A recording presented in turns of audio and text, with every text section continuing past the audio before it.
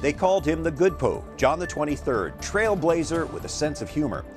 A whole generation of young religious influenced by John Paul II.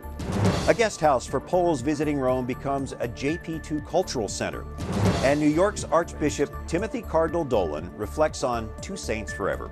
Those stories and much more just ahead on EWTN's special edition of EWTN News Nightly for Saturday, April 26th, 2014.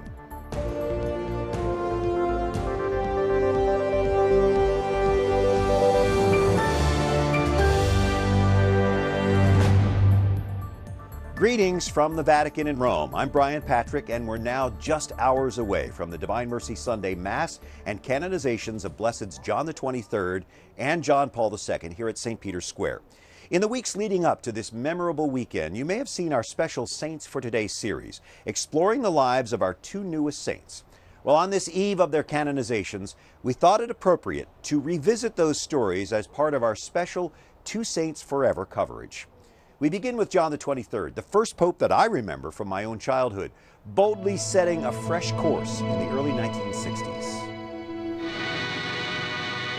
This is Movie Time. Leslie Mitchell reporting. Blessed Pope John Paul XXIII was born Angelo Giuseppe Roncalli in Sotto il Monte, Italy in 1881. He was ordained a priest in 1904 and became Pope in 1958 at age 76. That's the same age Pope Francis was when he was elected. Blessed John XXIII was the first pope to bear the name John in 600 years. During his papacy, he spoke often about peace and issued the encyclical Pacem in Terris, or Peace on Earth. But he's probably best known for summoning the Second Vatican Council. The council reformed liturgy, ecumenism, and interreligious dialogue. In his 1962 inaugural council address, John XXIII made clear the council wasn't going to change doctrine, but to evangelize to the modern world. John XXIII did keep some traditions alive. He wore the papal tiara and was carried in the ceremonial throne, as you see here. He was known for his humanity. In fact, he was given the nickname the Good Pope by the people. Another example, Blessed John Paul XXIII is a trailblazer. He will be canonized after only one miracle, not two, has been formally approved. I also talked via satellite from our Washington, D.C. studios with Hartford Archbishop Emeritus Daniel Cronin, who as a very young priest worked in the Vatican alongside John XXIII. It's an honor and a blessing to be joined by Archbishop Emeritus Daniel Cronin of Hartford, Connecticut, who's joining us by satellite from Hartford. Your Excellency, thank you so much for joining us. It's an honor to be with you, Brian. You were one of the few English-speaking priests who worked alongside Blessed John XXIII. You were a very young man at the time, in your mid-30s. What was that experience like for you? Well, it was a tremendous honor to be with him on any occasion. Of course, my association with him was quite limited because I was the junior man.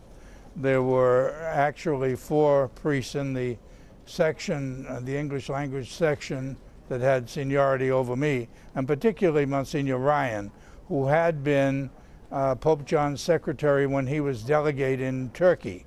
So there was a very close bond between Pope John XXIII and Monsignor Thomas Ryan, who was an Irishman actually, and he was eventually made Bishop of Clonfert in Ireland and died there. Well, that was a very Italian Vatican at that time, so there were few of you who spoke English. Of course, Jackie Kennedy visited John XXIII. I don't know if you recall that, although I do know that you did meet her eventually at the Vatican, didn't you? Oh, yes, I did. And I probably was at that audience, but the translation would have been done by one of the senior monsignors from the section.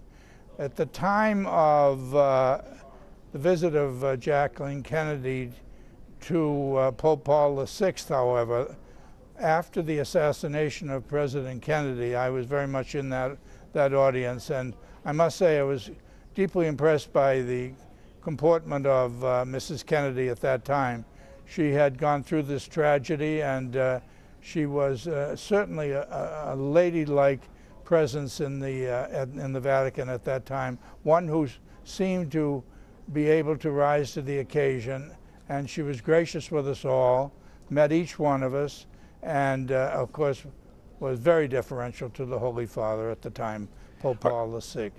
Archbishop Cronin, on Divine Mercy Sunday, April 27th, the Church will officially recognize that John the 23rd is in heaven with his canonization. How do you think you're going to feel on that day, having known John the 23rd?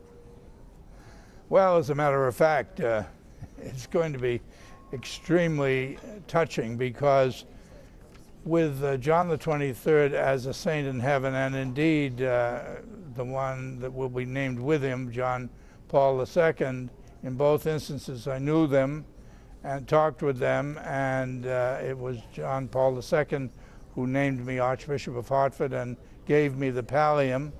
You know, it makes one realize how close we can be to the saints.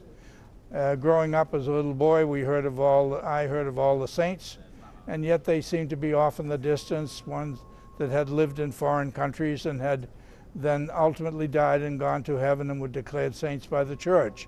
In this instance here, however, to have known two of these saints personally, it makes one realize there's hope if one lives a proper life to be a saint in his own right, even though we may not be declared saints. These are indeed saints for today, and that will be a very special day, I know, for you and for all of us. Well, Archbishop Cronin, we appreciate you being with us. Archbishop Daniel Cronin, the Archbishop Emeritus of Hartford. Thank you, and we'll be joining you in Rome for that very special day. Of course, John the 23rd was also known for his quick wit. Wyatt Spencer looks at the humorous side of this late pope. John the 23rd's papacy lasted less than 5 years, but his brief time in office is full of stories. When they asked him, well, how many people work in the Vatican? He said about half. Father Richard D'Amelio, a professor at the Catholic University of America, describes Pope John as a man who related directly with people. People liked him, I think. There was something about him that they liked. You know, if you like a person, you listen to them. And I think that's what it was. And then when you listen to him, he had something to say. His eyes twinkled. He had a good approach to life. He was joyful. Not long after he was elected, John was walking the streets of Rome when he heard a woman call him fat. The Pope reportedly turned and said, "Madam, I trust you understand that the papal conclave is not exactly a beauty contest." Pope John also contemplated big issues, saying it often happens that I wake up at night and begin to think about a serious problem, and I decide I must tell the Pope about it. Then I wake up completely and remember that I am the Pope. It's important for someone in my position to know when to keep quiet and when to talk, to speak the right amount, to speak with elegance, to speak with respect for all people. Many say it was his humility that people were drawn to, saying anyone can be Pope, look at me. But perhaps he's best known for calling the Second Vatican Council. When Vatican officials told him it would be absolutely impossible to open the council by 1963, he said, fine, we'll open it in 1962. Sure enough, his honest approach and tongue-in-cheek responses are a few reasons he's still called Good Pope John. Wyatt Spencer, EWTN News Nightly. Thanks a lot, Wyatt. John Paul II will be canonized along John the 23rd here at St. Peter's tomorrow. Many young priests and religious have made the pilgrimage to join in this great celebration. As Jason Calvi reports, it was the influence of John Paul II that encouraged many of them to follow their vocations. Youthful joy robed in the 800-year-old Dominican habit. These sisters live in this dorm and serve as advisors to students. They're pursuing graduate degrees here at Catholic University of America. Glory be to the Father, and to the Son, and to the Holy Spirit. And they pray with students in a school chapel. These sisters grew up knowing only one pope. I just can't believe that I was in the presence of a saint. Before they joined the convent, Sister Teresa Christie and Sister Maria Frassati both saw JP2 in St. Louis back in 1999. Christ is calling you, the church needs you, the Pope believes in you and expects great things of you. And I had a real sense of a calling when he said that. John Paul II dared millions of young people to the adventure of a lifetime. Father in heaven, your Son Jesus called us to be the salt of the earth and the light of the world. He was willing to trust us with this mission of the Church. Here at the Blessed John Paul II Seminary, there's reminders of him filling many of the walls. Here's his papal coat of arms, and this item over here is one that John Paul II wore during the celebration of Holy Mass. And for many seminarians across the world, Pope John Paul II inspired them to look into the priesthood. One who sees the world, identifies what is good and what it is bad, you know, in individual human hearts and in the society at large, and is able to give them what they need in confidence and in joy. Sister Maria Frassati hopes to share with her students what Blessed John Paul shared with her. But this is something that they can do now, in the present moment, as they are, as young people, and that's a beautiful and compelling part of the life of the Church. And come April 27th, the sisters will not just call their mentor a father, but a saint. Jason Calvi, EWTN News Nightly. Good story, Jason. Thank you.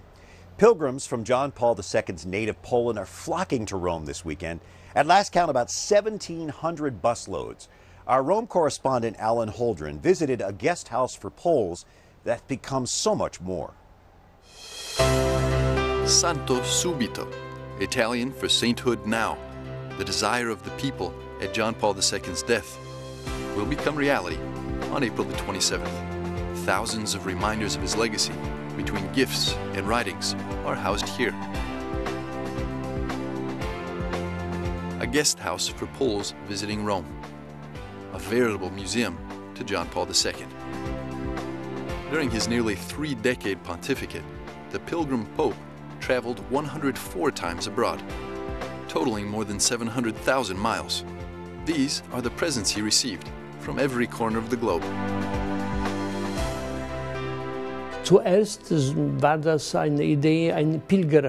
At first, the idea was to organize a pilgrim house, but shortly after the election, it became clear that the Pope had brought many gifts to Rome through his many world travels. Where could they be kept? The Vatican Museum was not interested because they were objects from the present. Therefore, a collection site was also supposed to be organized. Secondly, many books and articles had been printed in the world on the papal visits, his teachings, and his priorities, especially after the Pope's assassination attempt, which was particularly timely because it was the first time in the history of the Church. So those in charge wanted to find a place. Alan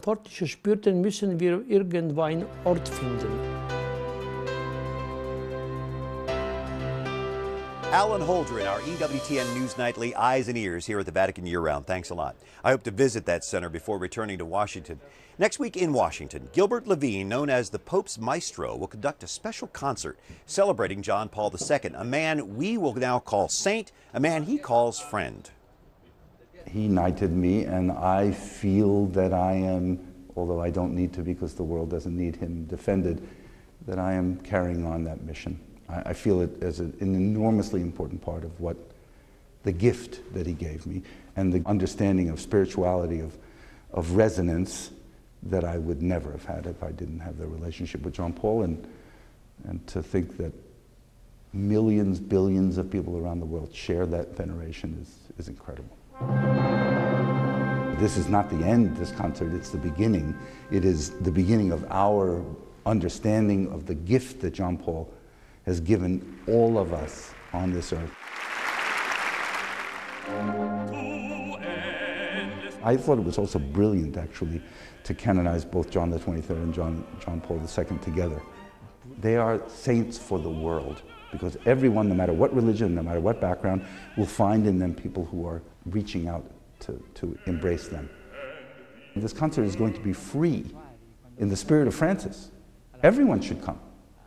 This concert on May 5th to celebrate the canonizations of John Paul and John the 23rd will be free. Of course it will be free. In the age of Francis, of course it will be free. Gilbert Levine, the Pope's Maestro. Well, the Swiss Guard is ever present here at the Vatican, and these young men can find themselves at any time face to face with the Holy Father. Wyatt Spencer visited a man who had that incredible experience during the early years of John Paul II's pontificate. They're known as the Vatican Special Security Force. Far from an outdated tradition, these men are trained to protect the Pope and the Vatican, plus to serve as honor guards for visiting heads of state. You know, the funny thing is I went into the guards because it was military. Because, you know, to be a bodyguard is the coolest thing you can think of, no? Andreas Wittmer at the Catholic University of America knows the job well. He served under John Paul II from 1986 to 1988. As a young man in his early 20s, Wittmer had lots of chances to guard the Pope, shake his hand, and even talk to him. The way I met John Paul II is in a sense more like a gentleman who I worked for rather than the Pope. I'm supposed to be the person he passes by and you don't really pay attention to. But of course, John Paul isn't like that. He pays attention. At first, Wittmer wasn't focused on his Catholic faith, but over time, through those short encounters, he says he saw an example of kindness. He impressed me so much as a human person, and he actually reached out to me. It was a special occasion actually on a Christmas Eve where I was in really bad shape emotionally, and he noticed. And he reached out to me and thanked me for my service and showed me true compassion. Nowadays, Wittmer is part of a group that regularly gets special access in the Vatican to help train new Swiss guards. But on the days leading up to the canonizations, he says he'll be a pilgrim like everyone else, to stand in appreciation of a former boss, a friend, and a saint. Thanks again, Wyatt. Well, whether you're president, prime minister, or pope, you need someone who knows you well enough to actually speak for you. Our Susie Pinto introduces us to just such a man, John Paul II's longtime spokesman. As his press secretary, Joaquin Navarro-Valls traveled the world with John Paul II. The Pope, who will be made a saint in a few weeks, told him where that desire to travel came from. He told me once when I asked him about his trips and why he insisted on them, he said, there was a time when the people came to meet the priest in the parish. Now the priest has to go out to the people. He thought of himself as a priest who was going out to meet the people, and that's why he traveled all over the world. The medical doctor and journalist says the Polish Pope had a special relationship with the media. It seemed as if God was being ignored in modern culture. But he got the media to focus on God. You could say the Pope worked with the media.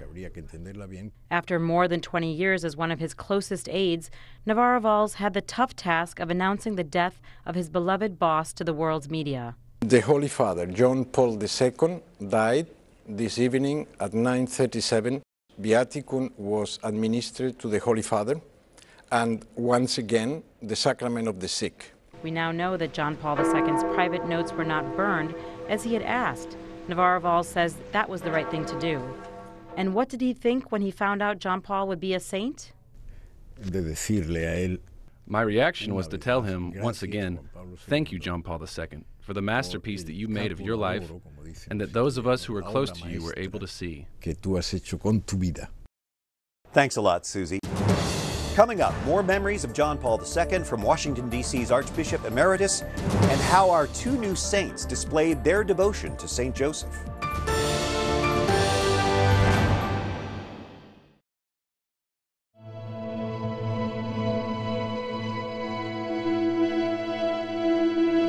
Watching a special Saturday edition of EWTN News Nightly. I'm Brian Patrick in Rome for our Two Saints Forever coverage of the canonizations of Popes John XXIII and John Paul II. Did you know both popes had a special devotion to St. Joseph?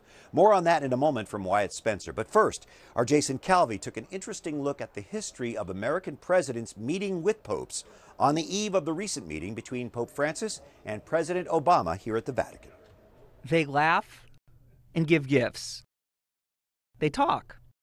Sir, how nice of you to receive me. And pose for photos. The Pope gives an address, sometimes with a microphone, and sometimes standing. The First Ladies often wear the traditional black veil called a mantilla. And sometimes even the President helps with the Pope's clothes. President Woodrow Wilson was the first president to meet a Pope back in 1919. The next visit was 40 years later, in 1959. President Dwight Eisenhower met Pope John XXIII. JFK, the first and only Catholic president, met Pope Paul VI in 1963. Paul was the first pope to visit the United States. President LBJ was there in 1965. And in 1979, Blessed John Paul II made history with the first papal visit to the Carter White House. President Reagan and JP2 fought communism together, It was under Reagan that the U.S. and the Vatican set up formal diplomatic relations. Very nice. We honor you for helping to lead a revolution of values and spirit in Central Europe and the former Soviet Union, freeing millions to live by conscience. President George W. Bush has the record with 6 papal meetings with Popes JP2 and Benedict. I do care about the opinions of people, particularly someone as profound as the Holy Father. Thank you so much. And President Obama met Pope Benedict at the Vatican back in 2009. Come tomorrow, he'll become the second president to meet 2 popes. Thanks, Jason. Now we flash back to a month or so ago to the Feast of St. Joseph, when Wyatt Spencer found a special connection between Popes John XXIII, John Paul II, and Pope Francis, who will preside over their canonization ceremony right here tomorrow. With Blessed Joseph, her spouse. It's a part of the Mass many people may not even notice, but the mention of Joseph in all the Eucharistic prayers gives Father John Filippelli a reason to smile. We were so happy. Filippelli is a Josephite, a religious order devoted to St. Joseph, and the first group to serve African-American seminarians in the U.S. For decades, Filippelli wrote about and supported a push to put Joseph into the Mass. When people really respond to Joseph, pay attention to him and his life, the person that he was, the Church benefits from that. During the Second Vatican Council, Pope John XXIII inserted the name Joseph in the first Eucharistic prayer. As 3 new Eucharistic prayers were added, they did not include Joseph's name. John XXIII's personal devotion to Joseph was complemented by Pope John Paul II, who wrote at length about Joseph's role in the life of the Church. But it wasn't until Pope Francis decreed last summer that Joseph was put in every Eucharistic prayer. In the Gospel, St. Joseph appears as a strong and courageous man, a working man, yet in his heart we see great tenderness, which is not the virtue of the weak, but rather a sign of strength of spirit and a capacity for concern. He always had kind of a silent role, and apparently St. Joseph was content with that. Kind of being the central focus being Christ himself. Bishop John Ricard, rector of the Josephite Seminary, says Francis' addition is a step in the right direction and hopes all Christians will take the time to learn more about the life of St. Joseph. Family life is very important, especially when you hear today the many stressors on family life. And St. Joseph, I think, represents someone who out of his way goes and protects Mary and his foster son, Jesus Christ, in so many ways. And Wyatt, the Josephites are very hopeful Pope Francis will declare a year of St. Joseph, just as Benedict XVI proclaimed a year of St. Paul during his pontificate. Also there in D.C., Washington's Archbishop Emeritus Theodore McCarrick shared his fond memories of Blessed John Paul II with our Jason Calvi. The most traveled pope in history, Blessed John Paul II visited 129 countries, including 7 visits to the United States. At his side in New Jersey back in 1995, the man in purple was then Newark Archbishop Theodore McCarrick. It was wonderful. We had, in a teeming rain, we had 80,000 people in Giant Stadium, and they didn't make a move. They were so filled with enthusiasm. After evening prayer inside the Newark Cathedral, Cardinal McCarrick felt the intense power of JP2's prayer. He knelt there, and there was like a tent around him that you couldn't violate. I walked like 3 yards back. He knelt, and within 10 seconds, he wasn't with us. He was with the Lord. That depth of prayer I had never seen before. The 2 first met in New York back in 1976. McCarrick joked about his vacation being cut short. The man who would become Pope remembered that joke for years. He's holding my other hand so I couldn't get away. And he said, "Did you ever get your vacation?" It was a man who never forgot people. Up next, Jason visits an expanding John Paul II seminary, and Cardinal Timothy Dolan shares his reflections on 2 saints forever.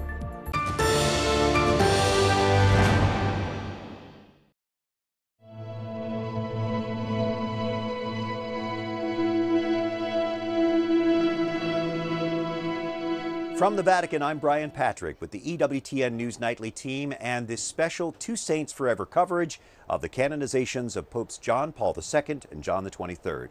We hear a lot about the shortage of priests, but a seminary named for John Paul II is bursting at its seams. Jason Calvi has this encouraging story from Washington. Jason? Heavenly chants have filled Blessed John Paul II Seminary since late 2011. 29 men are training for the priesthood here in Washington. The problem? This place only has room for 30 seminarians. So now the building's been expanded with a new wing and an extra 20 bedrooms. Somebody asked me who builds a seminary, and apparently we do. But one of the priests said, boy, this is really a bold venture today, really one that takes a lot of vision, a lot of trust in God. For mercy, O Lord, sustains me. Matthew Norwood came to the seminary from George Washington University. He's now a college sophomore living here and studying at Catholic University of America. It's just a really incredible thing to reflect upon. The fact that this house is full, it's full of a great spirit, and that we have this chance to move into this new wing and really continue that growth. Growth through a life of prayer. Amen. And study. To help, the men have this new library. Some of the men said they feel smarter just coming into the room, which I don't know that that's the case. There's this new recreation room to relax after a long day of studying. So they could gather and build bonds of fraternity. They also have an expanded classroom and a new exercise area. I think all of us like the gym. It's about twice the size of what it used to be. These men are either college students, or for those who already graduated, they study philosophy and languages. It's the first step before they go on to a different seminary for 4 more years of graduate-level theology. But they are there. God is calling men, and this is a witness that we had a need.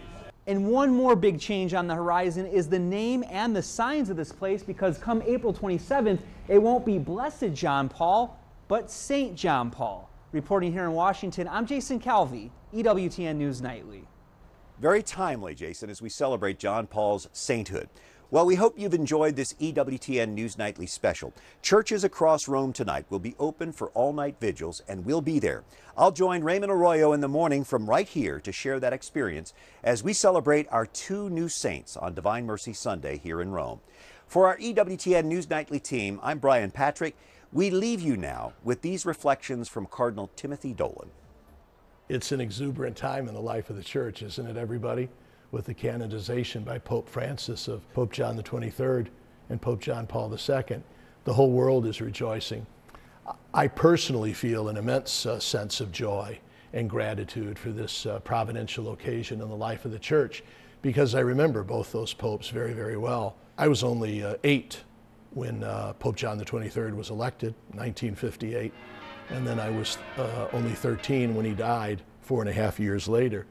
But he had a great impact on my life. I can remember, even as a child, how lovable, how approachable, how humble he was. I can remember how he touched the heart of the world. I can remember in the editorial cartoon when I was growing up in St. Louis on the day after he died, that had a picture of the globe with the face of a man crying.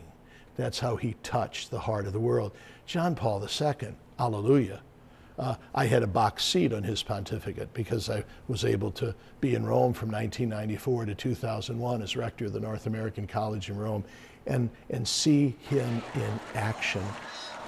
John Paul II won the Lou Gehrig record of beatifying and canonizing saints. A reporter asked me, "Don't you think John Paul II is overdoing it? Don't you think he's terribly impractical to imply that all of us can be saints?" And I said just the opposite. He's reminding us of the universal call to holiness. He's reminding us that sanctity, with the grace and mercy of God, is possible.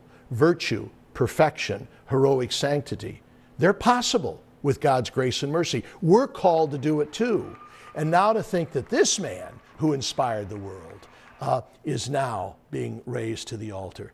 This to me is an answer to prayers. This to me is using the classroom of the church, God bless Pope Francis, the classroom of the church to teach the world, to model their lives, our lives, on these two great popes, St. John the 23rd, St. John Paul II. Does that ever feel good to be able to call them saint?